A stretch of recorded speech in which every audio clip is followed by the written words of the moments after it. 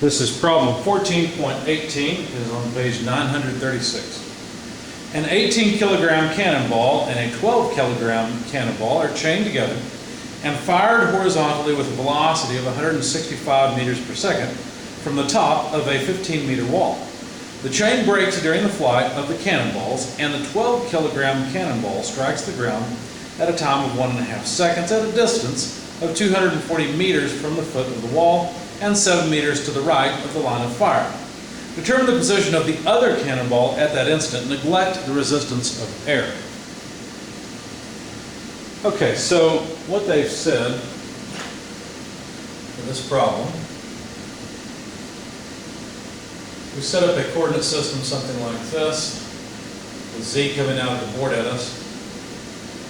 The 12, let's make it a little larger, the 12 kilogram and 18 kilogram cannonball are chained together when fired, and they have a velocity initially of 165 in the I direction meters per second. So there's the vector representation of their initial velocity. And they're fired at an initial height of 15 J meters. So that's their height, that's their position originally. Now, let's see.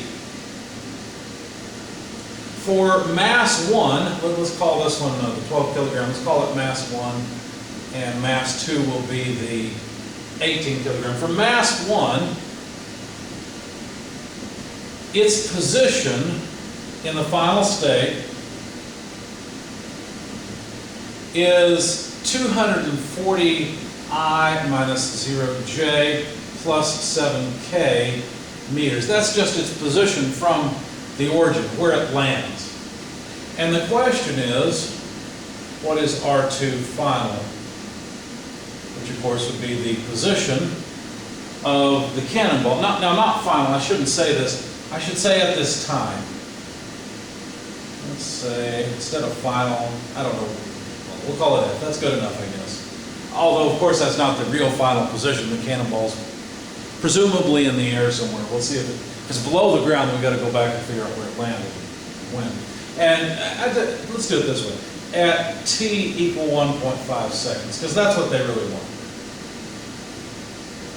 Where are both cannonballs at t equal 1.5 seconds, given that one of them is at this location?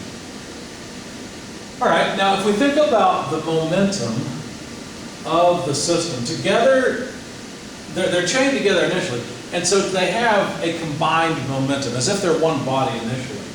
Sometime the chain breaks, and potentially some forces act over the flight time from the 0 to final, if you want, or t equal 1.5, whatever you want to call it. At that state, each will have a different momentum. Okay? Now, let's think about what forces act on the cannonballs. The chain breaking, if there's any force in the chain, well, when you're forced to break the chain, that's an internal force. It acts equally on both.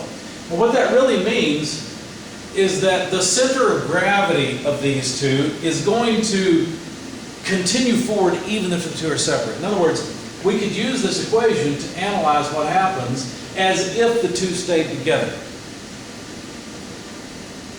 In other words, the force that acts on the two cannonballs is really just gravity acting downward. So if we think about the horizontal component, well, then the momentum is conserved, right? If we think about just the horizontal component of momentum. So if that's the case, and if we can analyze the motion of the mass center, then it turns out there's an equation in the book that helps us out. It says that the mass center position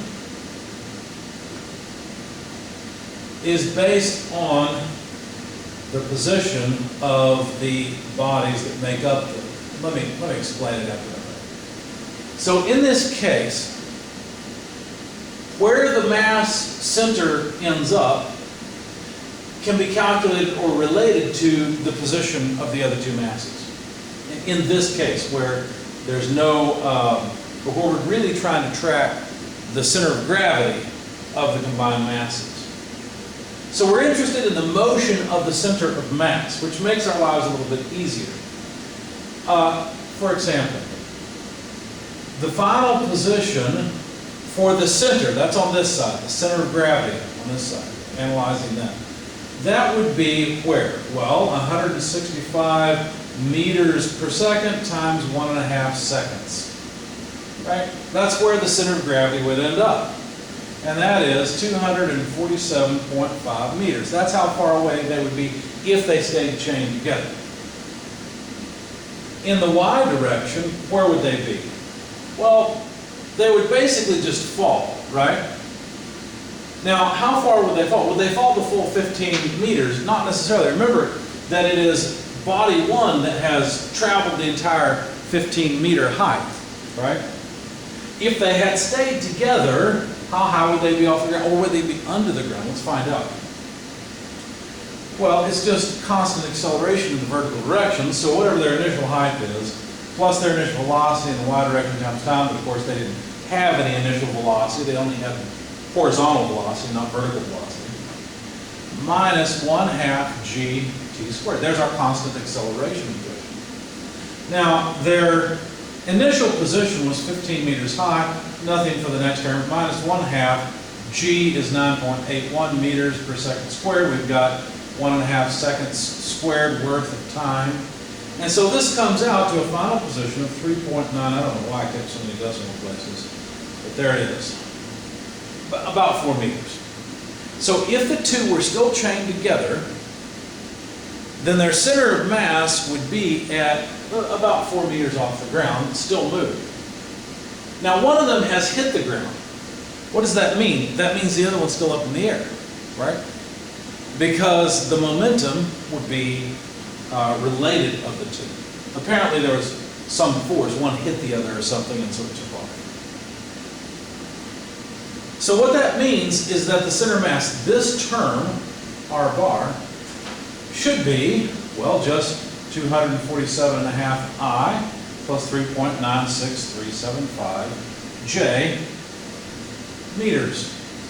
That's where the center of mass should be at 1.5 seconds. Okay.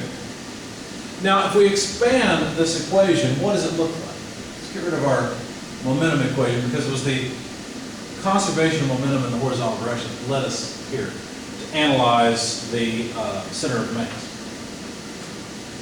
Okay, so over here, the total mass is mass 1 plus mass 2 times r bar, this vector, equals mass 1 r1, so the position of mass 1 times its mass plus mass 2 r2.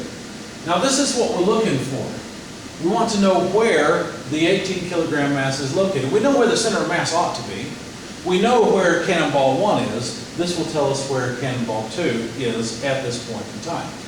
All right, so we don't need any of this except for the position vector, which is for the center of gravity. Maybe I should have put a subscript G on here. I don't know, whatever. Now, mass 1 and mass 2, well, that's 30 kilograms. And I need to multiply that by R1. So 247.5 I plus 3.9, let me put some dots, J, I don't feel like writing the whole thing, equals M1 times what?